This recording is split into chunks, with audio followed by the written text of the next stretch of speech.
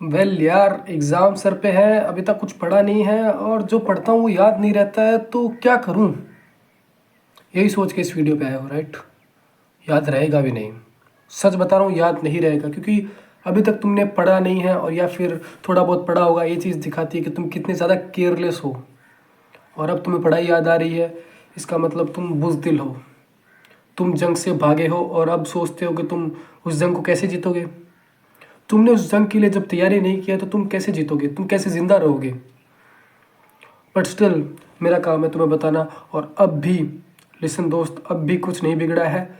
1 महीने के अंदर बहुत कुछ हो सकता है, 20 दिन के अंदर भी बहुत कुछ हो सकता है, 10 दिन के अंदर भी बहुत कुछ हो सकता है, इससे ज़्यादा नहीं हो सकता। 9वें दिन के बाद तुम्हारी हार निश्चित है, अगर तुमने तैयार नहीं की है तो। और तैयारी नहीं की है तो हार तो निश्चित वैसे भी है। सो ये जो भी तुम्हें बताने वाला हूँ, ये शब्द इस किताब के है जिसका नाम है एटॉमिक हैबिट। और ये है, लिखी गई है जेम्स क्लियर द्वारा, और इसे 1 करोड़ से ज़्यादा लोगों ने खरीदा है। इसके आधार पर मैं तुम्हें बताऊंगा कि तुम अपनी डूबती नैया को पार कैसे लगा सकते हो, और कैसे तुम एक बार चीज़ को पढ़ के लंबे समय तक याद रख सकते हो। और इसके कुछ मेजर 2-3 स्टेप हैं जो कि बहुत ईजी है, जो कि जिससे तुम अभी तक बेखबर थे, आज तुम खबरदार भी हो जाओगे। सो लेट्स स्टार्ट करते हैं। सबसे पहली चीज़ है, होश में रह के पढ़ाई करो। जब भी तुम पढ़ाई करते हो, अपने दिमाग को याद दिलाओ कि हाँ, अब मैं पढ़ने बैठ चुका हूँ। जितनी भी तुम्हारे अंदर डिस्ट्रैक्शन, अदर चीज़ें, जो भी फिल्में, गाने, लड़ाई झगड़ा या फिर जो भी चीज़, उस चीज़ को अपने दिमाग से हटाओ और फिर पढ़ने बैठो शांत मन से।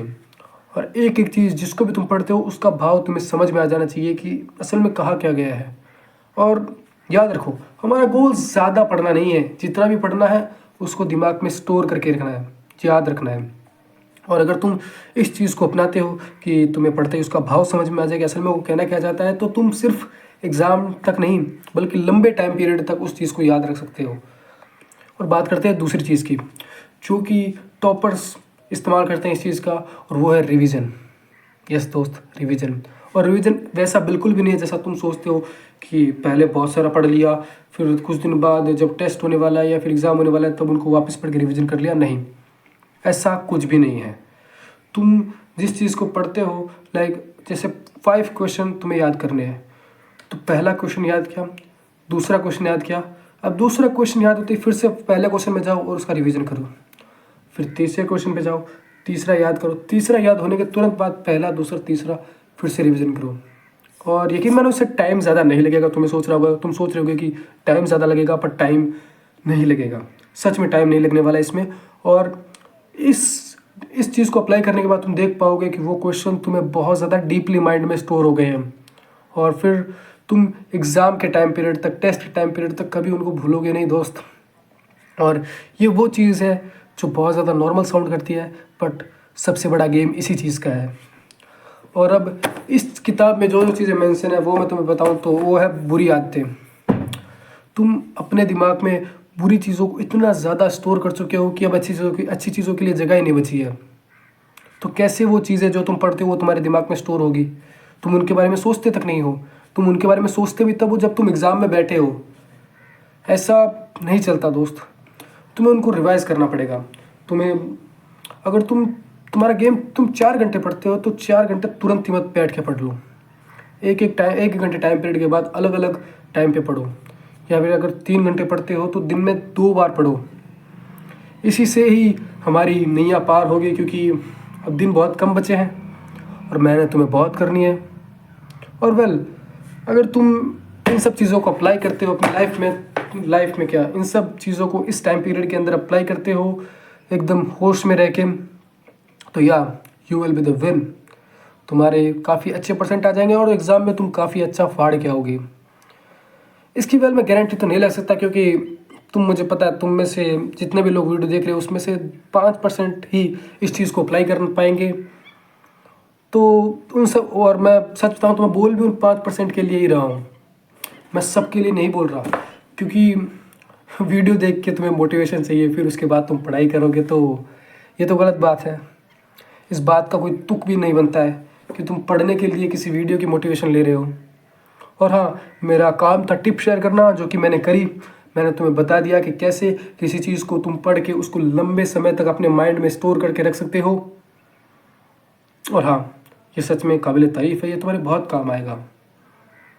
वेल, आज की वीडियो में बस इतना ही। अगर वीडियो अच्छी लगे तो लाइक शेयर सब्सक्राइब जो भी तुम कर सकते हो अपनी तरफ से। और हाँ, शेयर, तुम्हारे दोस्तों का भी इस समय एग्ज़ाम होगा आने वाले दिनों में, तो शेयर करो इस वीडियो को ताकि हमारी ऑडियंस ग्रो हो पाए। और अगर ये किताब खरीदना चाहते हो तो इसको अमेज़ॉन फ्लिपकार्ट कहीं से भी खरीद सकते हो। इसको मैंने ख़रीदा था 280 रुपये में, तुम इससे शायद कम या ज़्यादा खरीद सकते हो, वो तुम्हारी मर्ज़ी है। बाकी हाँ, जानकारी के लिए बताऊँ तो ये मेरी पहली किताब है, मैंने इससे पहले किसी भी किताब को नहीं पढ़ा और मैं काफ़ी खुश हूँ इसे ख़रीद के। ये किताब एक अनमोल है, जो मैंने पैसे अभी गिनाए थे वो काफ़ी कम है, बहुत ही कम है, इसके आसपास भी नहीं है। और जहाँ तक तुम इसमें देख सकते हो कि इसे 1 करोड़ से ज़्यादा लोगों ने ख़रीदा है, तो तुम अपने आप समझ गए होंगे कि ये किताब कितनी ज़्यादा ट्रस्टेड है। इसे लिखा गया जेम्स क्लियर द्वारा।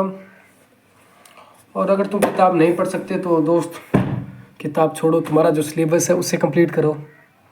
किताबें कहाँ तक ही काम आएंगी, किताबें तो बाद में पढ़ी जा सकती है, राइट।